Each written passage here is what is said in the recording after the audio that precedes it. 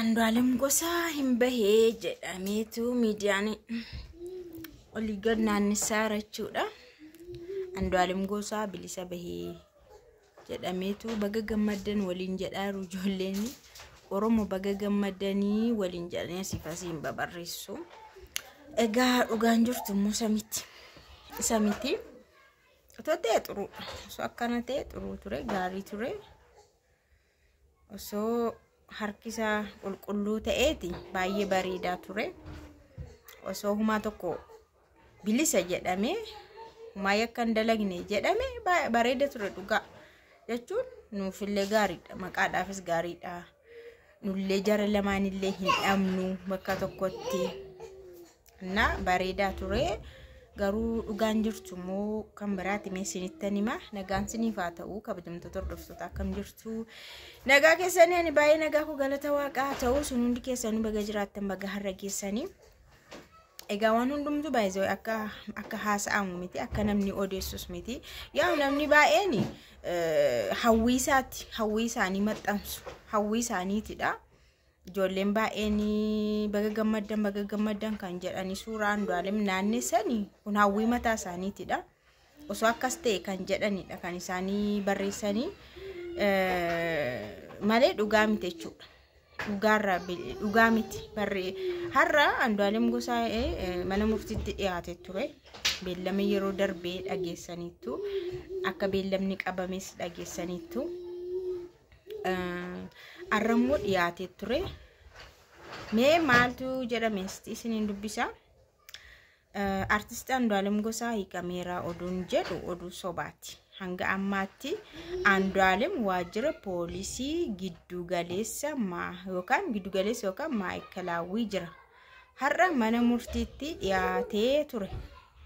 Dhaddacha irrattis akkuma kana dura miira gaddaan guutameen uffata gaddaa uffatee argame.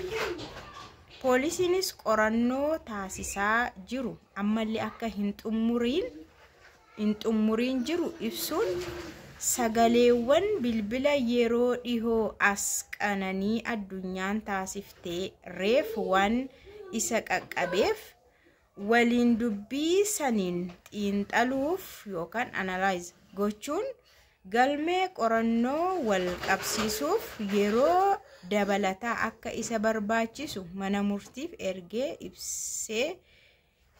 erga ibsee booda yeroo qorannoo dabalataa guyyaa 10 gaafate. Manni murtiis yeroo dabalataa guyyaa 8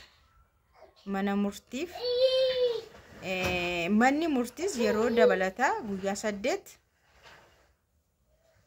heeyyameera. Dabalatas miidiyaaleen adda addaa keessattuu Addis Istaandardiin odeeffannoowwan sobaa qorannoo ilaalchisee taasisaa waan jiruuf dhaddacharraa akka dhorkamu poolisiin gaafatee jira.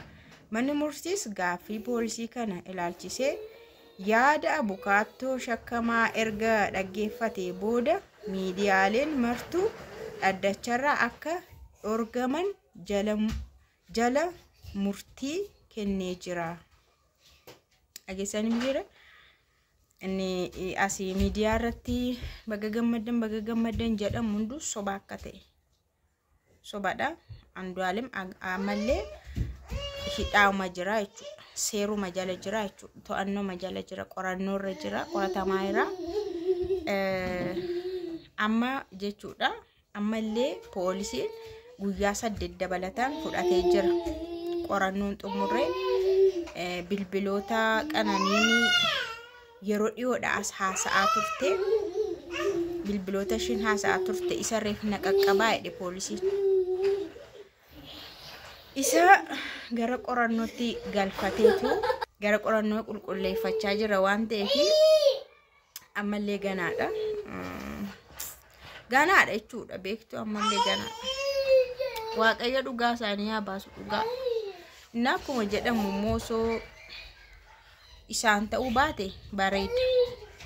Osoo isaan ta'uu baate akkuma namni jedhe akkuma hawwii ijoollee akkuma isaan ta'uu baate taateen kun Andu'aalemiin ta'uu baate qorannoon yeroo dhiyaatu Andu'aalem irraa bilisa ta'e hunduma keenyaaf iyyuu hawwiidha kun hawwiidha. Garuu qorannoon immoo ammallee hin xumuramee hin baane waan ta'eef waan qorannoon xumura irratti ibsuu fi seerri murteessu dhaggeeffachuun dirqama hunduma keenyaatiif. Ammas taanaan dhugaa isaanii haa baasu. Namoonni tokko bukkeedhaan waan arge haasa'uutti ka'aniiru, olola haasa'uutti ka'aniiru jechuudha. Miidiyaa irratti waan baay'ee haasa'u. Seerri immoo ulaagaa mataasaa qaba, tartiiba mataasaa qaba. Wanti kun lubbuu namaa bahee waan lubbuu namaa baheedha. Kan harka isaanii irratti qoratamaa jirus namadha. Kanaafuu of eeggannoo barbaada jechuudha sirriitti. Waan kama qulqullinaan qulqullaa'ee inni alatti ilaalamu alatti, inni keessatti ilaalamu keessatti, waan hunduu erga qulqullaa'ee bakka kana booda waan qoratamu hin jiruudhaan qorannaa xumurreerra gaafa jedhu ifa godhama. Sanuu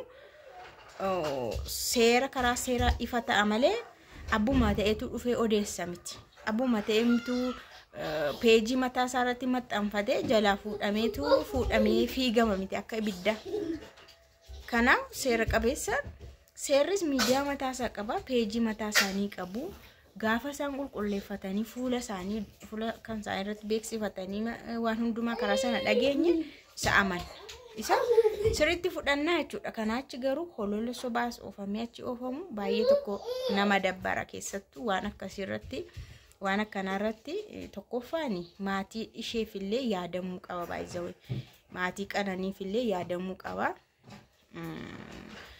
Osoo hin qulqullaa'in, osoo wanti kun achi hin bahin, seera biraa hin bahin, akkas jedhanii barreessuunis akkas jedhanii maxxansuunis hin ta'u.